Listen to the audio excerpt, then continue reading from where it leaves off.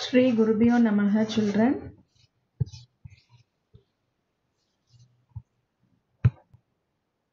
Children, today we are going to start our unit 3, that is state government. Our new topic is state government.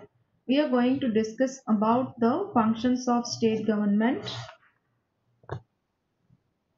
the learning objectives of this lesson. We are going to acquire knowledge about the structure of the state government, to understand the powers and functions of the governor, chief minister, ministers, and speaker. To know about the state legislature, students, you are going to understand the functions of the judiciary in the state. These are all the various topics we are going to discuss in this lesson. Now, first, you know what is a constitution. It is a set of rules laid down by the government, isn't it? So, the Constitution of India, it we have a federal government. So we have separate systems of administration at union level as well as at state level. So in your previous classes, you know that the other name for union government is central government. So we in our country we are following two administrative systems. One is at central level and another is at the state level. Already in our previous chapter we discussed about the central government in detail, and we discussed about the functions of powers of president, how the president is elected and how the prime minister is elected, and we discussed about the parliament and about the two houses, that is Lok Sabha and the Rajya Sabha, and how the members of parliament are elected. So all these things we discussed in our previous chapter, isn't it? In the same way, now we are going to discuss about the state government, and the structure of state government also we are going to discuss.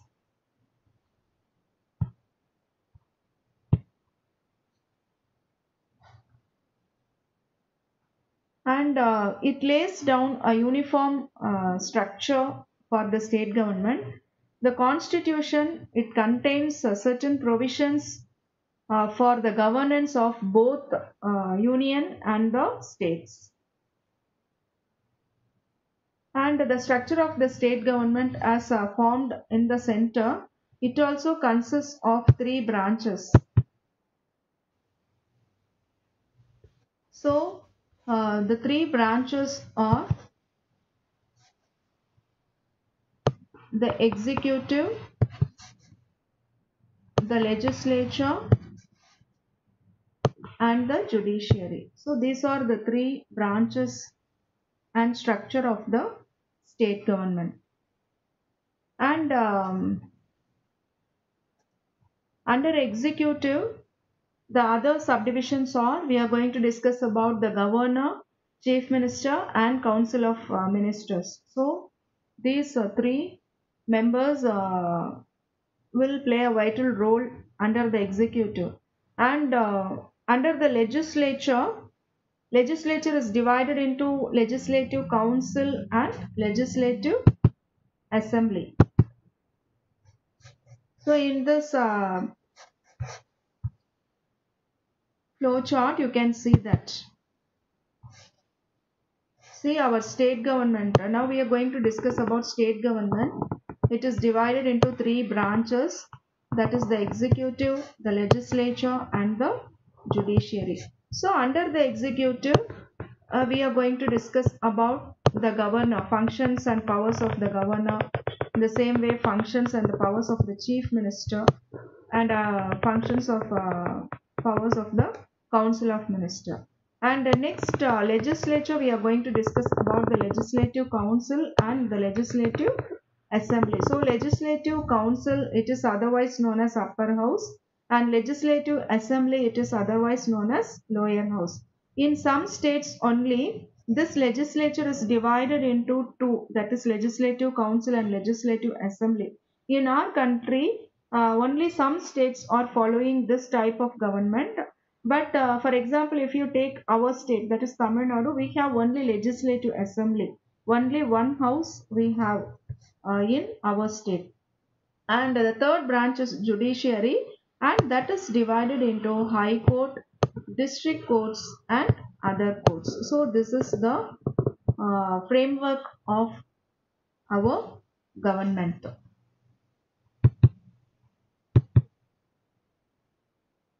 Next, the governor. Actually, the governor is the constitutional head of the state, and our present governor, you can see in the picture, the name of our present governor is Mr. Banwarilal Purohit.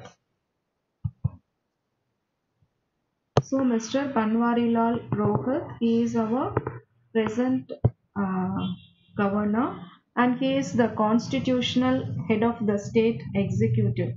So the administration, the total administration of the state is carried on in the name of the governor. Usually there is a separate governor in each state, but if the situation permits, sometimes the same member may be appointed for as governor for two or more states also. And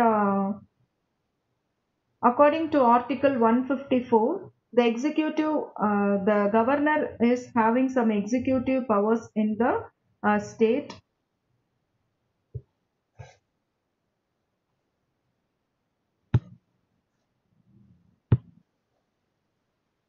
So now we are going to discuss about the appointment of governor.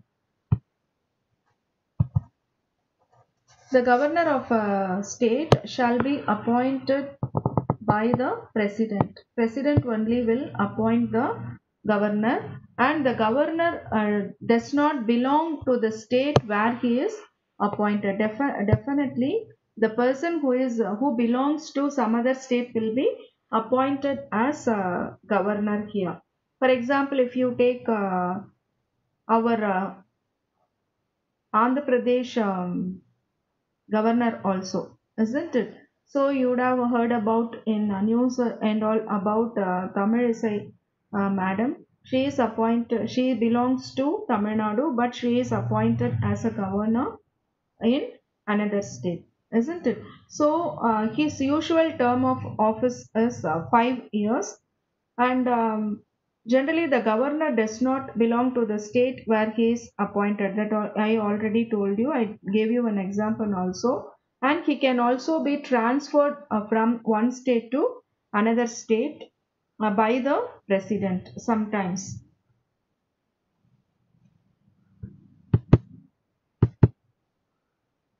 And next one, what is the qualification to become a governor?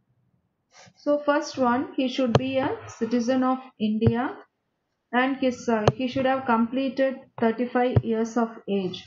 And one more thing, he should not be a member of parliament, as well as he should not be a member of any state legislature, and he should not have any profitable occupation also. So these are all the various qualifications for a governor.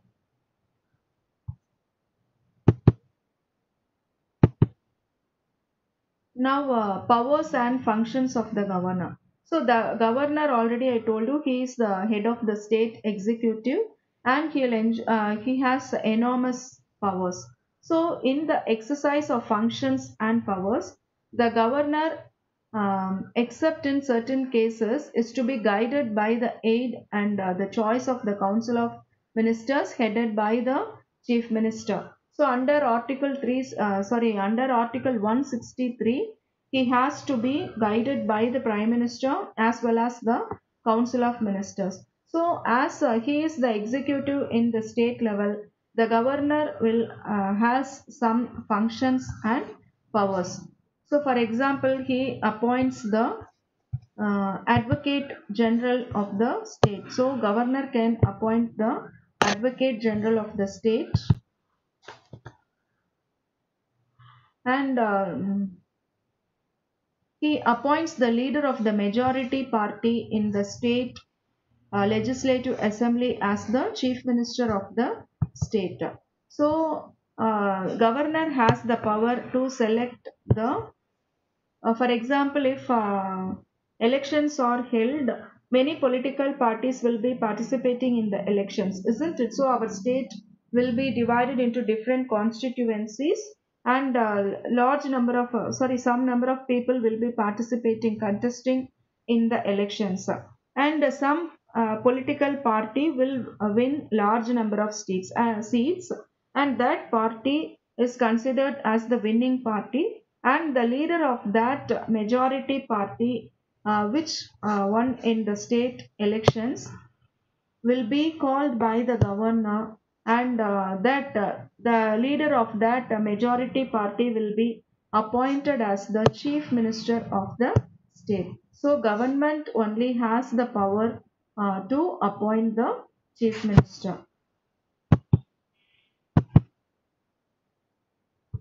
And governor is also have the power to appoint chairman and members of the State Public Service Commission. You would have heard about TNPSC and all, isn't it? So governor only appoints the chairman and members of the Public Service Commission, and he has the power to remove, but this chairman and members governor can appoint, but they can be removed by the president and not by a governor. So governor can appoint, but in case if they want to be removed, only president has the power, and governor only appoints the state election commissioner. Already in election lesson we discussed, isn't it? Election commissioners will be appointed in national level as well as in state level. So a state election commissioner will be appointed by the governor, and he also he play a role as the chancellor of all the universities in the state.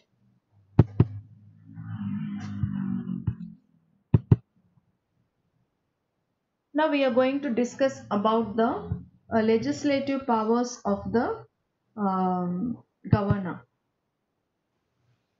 and he has the right to summon, prorogue, and he can dissolve the state legislative assembly. So he can start the session, and he should control, and he should have the control, and he has the rights to decide about the state legislative assembly. If there is any issues, he has the power to dissolve the state legislative assembly also, and he can nominate one member to the state legislature assembly from the Anglo-Indian community. In our previous lesson also we discussed that president has the power to nominate two Anglo-Indian members, isn't it? So in the same way, governor has the power to nominate one Anglo-Indian member in the legislature assembly. And already you know what is meant by a bill. So we would have discussed a lot about ordinary bill and money bill and all, isn't it? So every bill which is passed by the state legislature, it only become law only after his signature. So governor is the final decision authority that whether the bill should become an act or not.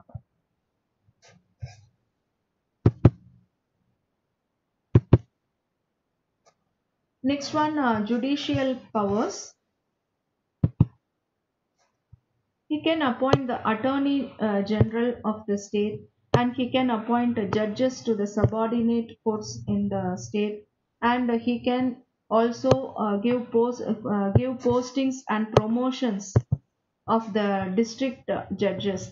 So before making such appointments, he should consult with the High Court, and the Chief Justice of the High Court in the state level, he will be appointed by the president in consultation with the governor.